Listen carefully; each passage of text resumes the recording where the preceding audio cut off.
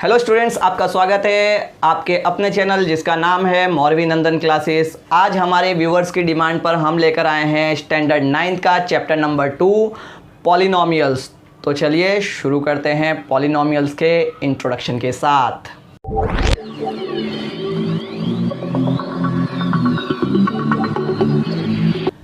तो students, polynomial जो chapter है, हम पहले बात करते हैं पॉलिनोमियल क्या होता है। ठीक है, पॉलिनोमियल जो है वो दो भागों में बटा होता है, on the terms of power यानी कि degree and on the terms of terms. ठीक है, उसके अंदर कितने टर्म्स आए हैं, ठीक है, उसके आधार पर दो भागों में बटा हुआ है।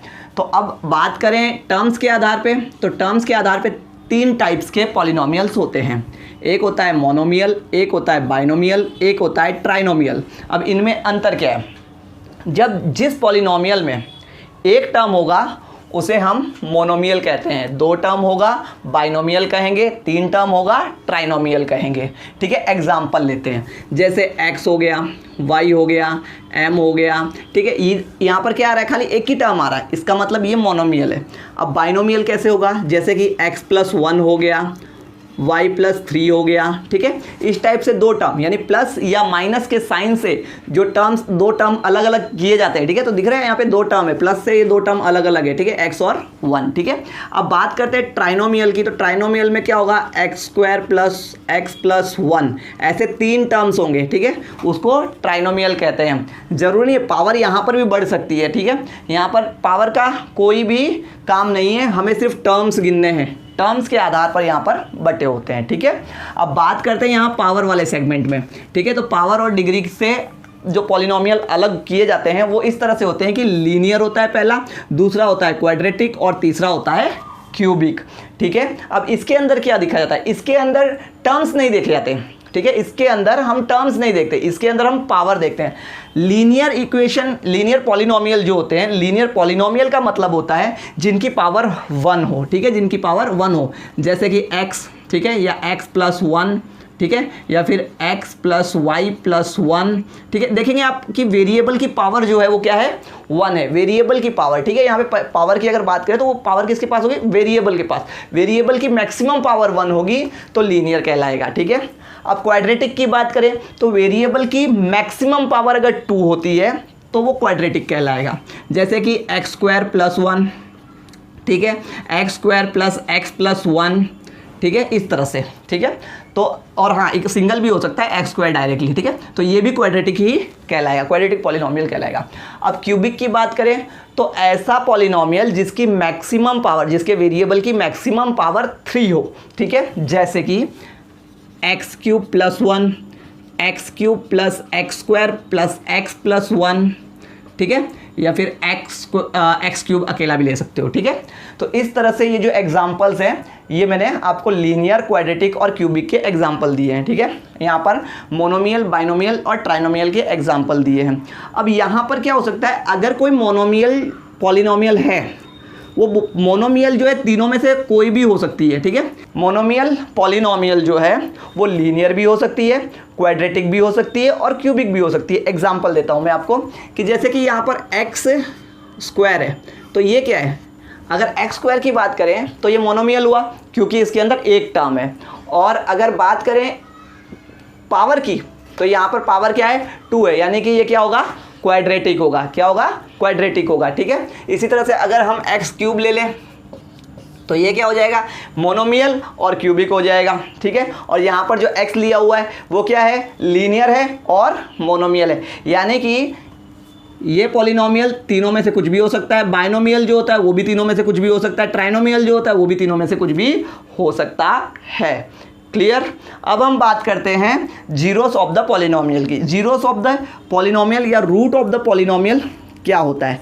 देखिए, कोई भी इक्वेशन को सॉल्व करने के बाद जो हमारे पास x की वैल्यू आती है, ठीक है, कोई भी इक्वेशन या पॉलिनोमियल जो हमें दिया होता है, जो पॉलिनोमियल हमें दिया होता है, ठीक है, उस पॉलिनोमियल को जब हम सॉल्व आउट करते हैं और नीचे जो x की वैल्यू आती है उसे हम कहते हैं रूट्स या फिर जीरोस ऑफ द पॉलिनोमियल। अब वो निकालेंगे कैसे?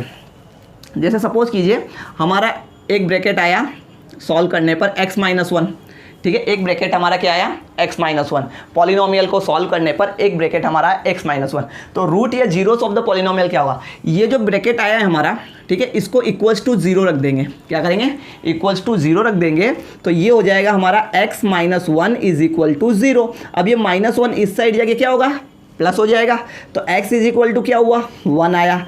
तो यहाँ पर जो ये x की वैल्यू वन आई है, तो ये वन जो है, तो ये जो x माइनस वन हमारा जिस पॉलिनोमियल का रूट मतलब आंसर आया है, ठीक है, जिसको हमने सॉल्व करने के बाद ब्रैकेट मिला है हमें x माइनस वन, तो उसका जो रूट होगा यानी कि जो क्या बोलते हैं ज़ीरो होगा, उसका एक ज़ीरो जो है क्या कहलाएगा, x माइनस वन कहलाएगा, x is equal to one कहलाएगा। ठीक है, यानी कि x is equal to one, यानी वन जो है वो इसका क्या है, एक ज़ीरो है। ठीक है, या फिर इसको रूट भी कह सकते हैं। आई होप रूट्स का मतलब समझ में आ गया होगा। अब हम बात करते हैं कुछ आइडेंटिटीज़ की, जिसमें ये जो आइडेंटिटी है ये आप बचपन से सीखते आ रहे हैं। ठीक है, dividend is equal to divisor multiply by quotient plus remainder.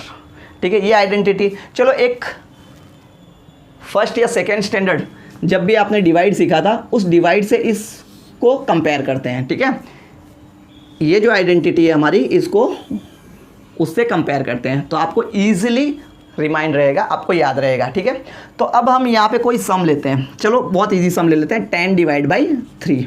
ठीक है, अब इसको पहले सॉल्यूशन कर लेते हैं।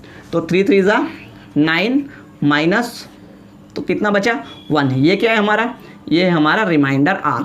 ये क्या है भाई, ये है कोशिएंट q।